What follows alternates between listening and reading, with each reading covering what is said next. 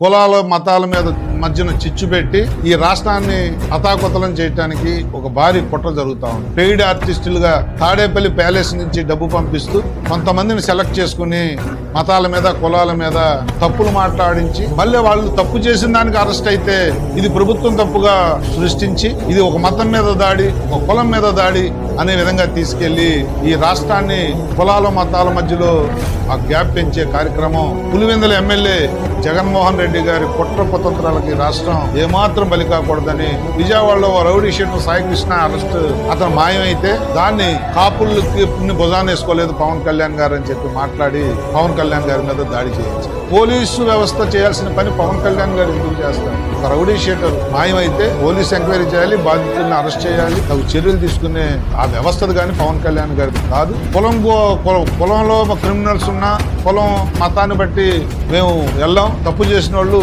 అనుభవించాల్సిందే అని ఆయన చెప్తే దీనికి కులం అంటే లెక్క లేదు, కులం అంటే అభిమానం లేదని చెప్పి కొన్నాళ్ళు తీసుకెళ్ళి మైలేజ్ రాలేదు అని చెప్పి వెంటనే ప్రశ్నారావుని రంగంలో దించి పవన్ కళ్యాణ్ గారిని తిట్టించడం, అది కూడా నాగరికత లేని వ్యక్తులు మాట్లాడే భాషలో. దాని మీద జన సైనికులు అనేక పోలీస్ స్టేషన్ లో కేసు పెట్టి అతన్ని అరెస్ట్ చేస్తే క్రైస్తవులకు అన్యాయం జరుగుతుంది, ఆ మతానికి అన్యాయం జరుగుతుంది అన్నట్టుగా ఒక వ్యక్తి తప్పు చేసిన వ్యక్తిని వేస్తే మతానికి చుట్టేయాలని ప్రయత్నం. ఆ వ్యక్తి ఎలాంటి వాడు, ఆ వ్యక్తికి ఉన్న ఇల్లీగల్ ఇష్యూస్ ఏంటి, ఆ వ్యక్తి ఎవరిని బ్లాక్ మెయిల్ చేస్తా ఉన్నాడు, ఎవరితో సంబంధాలు ఉన్నాయి, ఆ వ్యక్తి తాలూకా యాటిట్యూడ్ ఏంటి, ఆ వ్యక్తి స్వయంగా మన ఆరాధ్య దైవం శ్రీరామచంద్రుడిని సీతమ్మ వారిని రామాయణ మహాభారతుల మీద కూడా ఆయన అవహేళన చేస్తూ కామెంట్ చేస్తే అవన్నీ వీళ్ళకి పట్టు. వీళ్ళందరికీ తోడు ఆయన అరెస్ట్ చేయగానే జడ శ్రావణ్ కుమార్ అని ఆయన బయలుదేరు. ఆయన ఒక పెయిడ్ ఆర్టిస్ట్. ఆయన బయలుదేరి ఇష్టం వచ్చినట్టుగా మాట్లాడుతాడు.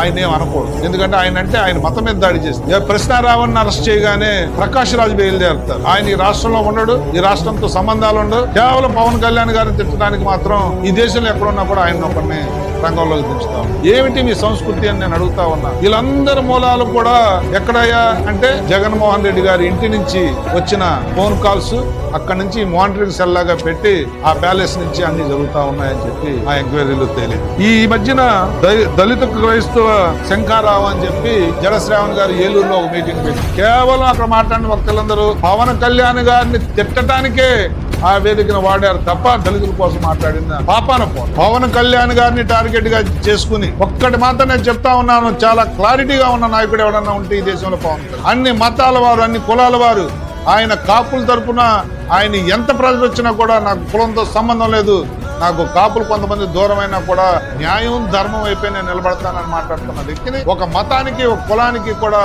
ఆయన అంటగట్టాలని చెప్పి జరుగుతున్న కుట్రని నేను తీవ్రంగా